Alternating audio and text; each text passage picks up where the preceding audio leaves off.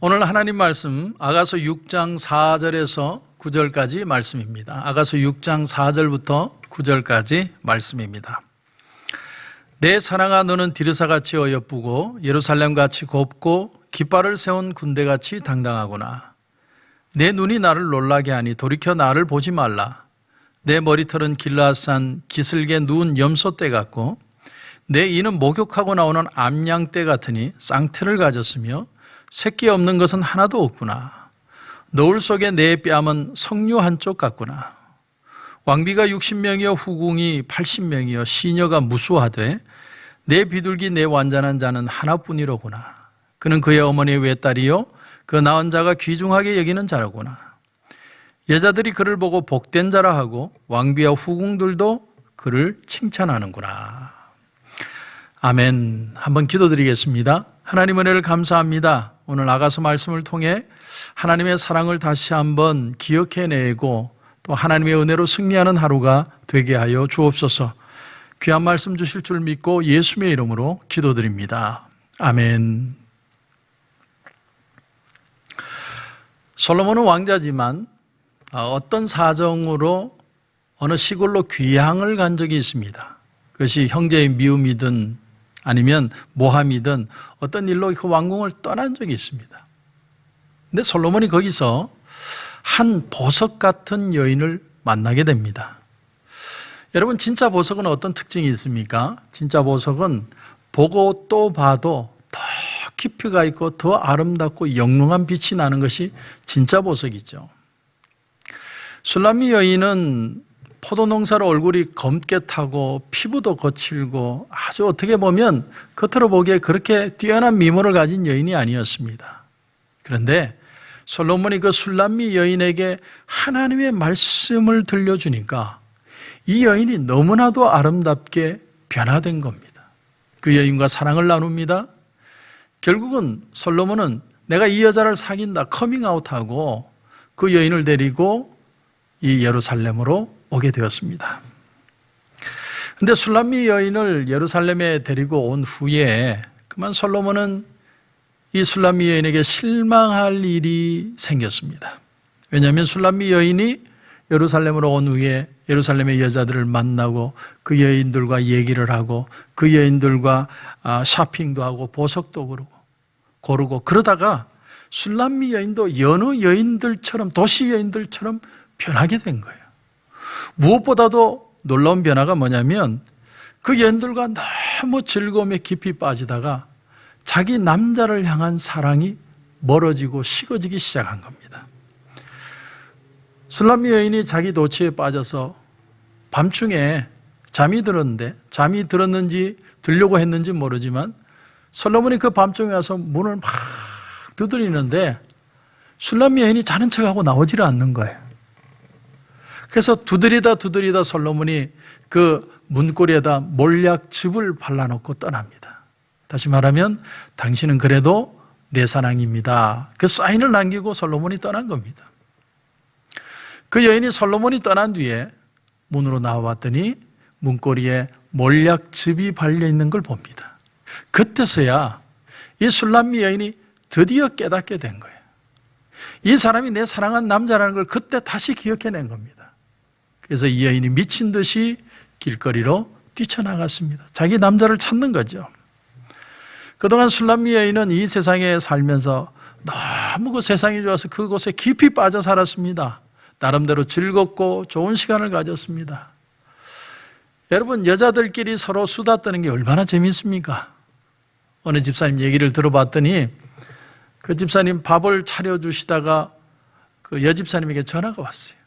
그래서 잠시만 내가 전화 받고 밥 주겠다고.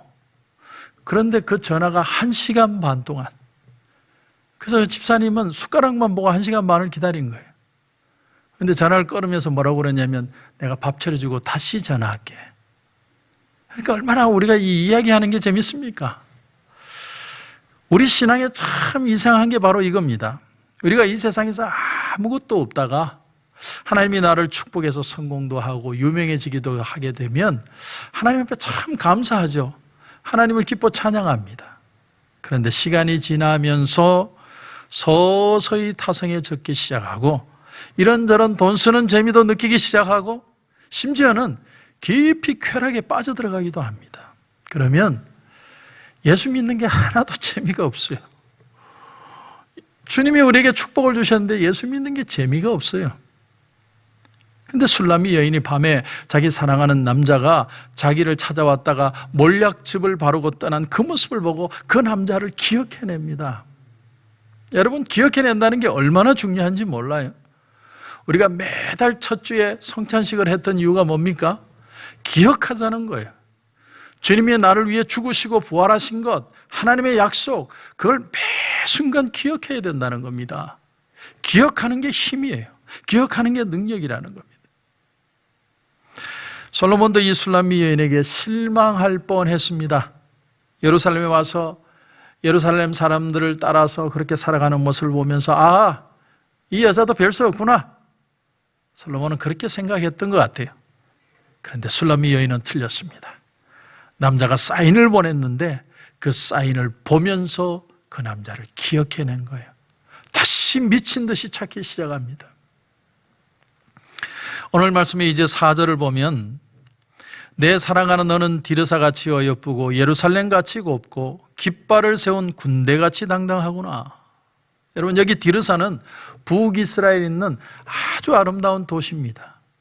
반면에 디르사가 외적으로 아름답다면 예루살렘은 내적으로 아름다운 곳입니다. 하나님의 말씀을 듣고 말씀으로 변화된 사람들이 사는 도시가 예루살렘이라는 거죠. 그러니까 내 사랑은 겉과 안이 하나님의 은혜로 아주 아름답게 변화되었다는 것이죠. 술람미 여인이 이 세상에 취해서 그 세상의 즐거움에 확 빠져들어간 줄 아는데 다시 솔로몬을 찾아 나서는 걸 보면서 이 여인이 아름다움이 다시 회복되고 있구나. 그래서 오늘 본문을 다시 보면 깃발을 세운 군대같이 당당하구나. 그 처음 느꼈던 은혜를 사모하던 그 아름다운 모습이 다시 회복됐다는 걸 뜻합니다. 예루살렘 여인들과 한껏 즐거움에 빠졌을 때는 그 매력이 전혀 보이지 않았는데 다시 세상을 포기하고 다시 설 때 그 여인의 아름다움을 솔로몬이 다시 느끼기 시작했다는 겁니다. 5절도 보십시오. 내 눈이 나를 놀라게 하니 돌이켜 나를 보지 말라. 여러분, 눈빛이 살아난 겁니다. 여인의 눈이 반짝반짝반짝하기 시작한 거예요. 그동안 도시의 그 즐거운 삶에 취했을 때 눈이 반쯤 풀려가지고 돌아다녔는데 그 반짝거림이 회복된 거예요. 제가 군에서 처음 갔던 휴가는 위로 휴가였습니다. 태권도 단청을 6개월 전에 따면 위로 휴가를 보내줬어요. 그래서 이제 위로 휴가를 가는데 우리 부대원에 이제 일병 갔던 사람이 한 40명 정도 되는데 이제 신고를 하고 휴가를 떠납니다. 그러니까 신고식을 가르치는 선임하사가 우리에게 뭘 명령했냐면 40분 동안 눈 감지 마. 이게 명령이니까 전부 다 12시에 탁 해서 40분 동안을 눈을 안 감고 신고식을 다 듣는 거예요. 전부 눈에서 눈물이 줄줄줄줄줄 흘러나옵니다. 명령이니까 따르게 되었는데 나중에 그 이유를 설명해 주는데 그때서야 이해가 됐습니다. 사람이요, 눈물을 많이 흘리면 눈이 반짝거린대요. 그래서 눈물을 많이 흘리게 만든 거예요. 저는 거기서 아주 놀라운 비밀을 알았습니다. 여러분, 우리가 주님 앞에 많이 울수록 우리의 눈빛은 더 반짝거리는 거예요. 이 술람미 여인이 저는 아마 모르긴 모르지만 많이 울었던 것 같아요. 사랑하는 남자를 다시 찾고 다시 울면서 그것을 기억해내고. 그러니까 그 여인의 눈빛이 너무너무 반짝거리는 거예요. 그래서 오늘 본문에 솔로몬이 네 눈이 나를 놀라게 하니 돌이켜 나를 보지 마. 나를 보지 마. 너무 반짝거려서 볼 수가 없을 정도예요. 예루살렘에서 한번 시행착오를 겪은 후에 이 여인은 오히려 더 강렬하게 하나님의 은혜를 사모하게 된 거예요. 이제 이후로 어떤 일이 일어나도 나는 당신을 포기할 수 없습니다. 그 은혜와 그 고백을 여기서 느낄 수 있는 겁니다. 8절 이하에 보시면 왕비가 60명이요 후궁이 80명이요 시녀가 무수하되 내 비둘기 내 완전한 자는 하나뿐이로구나. 그는 그의 어머니 외딸이요 그 낳은 자가 귀중하게 여기는 자로구나. 여자들이 그를 보고 복된 자라 하고 왕비와 후궁들도 그를 칭찬하는구나. 그 당시 왕궁에는 여자들만 거니는 할렘이라는 곳이 있었습니다. 그곳에는 왕비와 후궁과 시녀들이 있었어요. 옛날에 우리나라로 치면 궁궐에 왕비와 후궁과 무수리 같은 시녀들이 있었던 것과 비슷합니다. 그런데 술람미 여인이 그 많은 여인들 중에 단연 돋보였다는 겁니다. 여러분, 사람들의 칭찬을 받을 정도로 그 인격도 아주 훌륭했다는 거예요. 그래서 오늘 솔로몬이 고백하는 겁니다. 내 비둘기, 내 완전한 자는 하나뿐이로구나. 너밖에 없구나. 솔로몬이 이렇게 고백하는 겁니다. 성도 여러분, 아가서는 한 가지 귀한 사실을 우리에게 가르쳐주고 있습니다. 우린 때로 세상 것에 취해 있다가 큰 손해를 보고 낭패를 당하고 무시를 당할 때도 있지만, 우리가 다시 하나님 앞에 그 순수성을 되찾을 때 하나님은 우리를 아주 존귀하게 여겨주신다. 그것이 바로 아가서의 교훈입니다. 이스라엘 백성들은요, 매년 유월절 행사를 치르죠. 근데 그 유월절 행사를 치를 때만 되면 이 아가서를 읽었다고 합니다. 8일 동안 유월절 행사가 치러지는데 처음에는 출애굽기를 읽고 마지막 그들이 다시 자기의 직업의 전선으로 떠날 때는 아가서를 읽었다는 것이죠.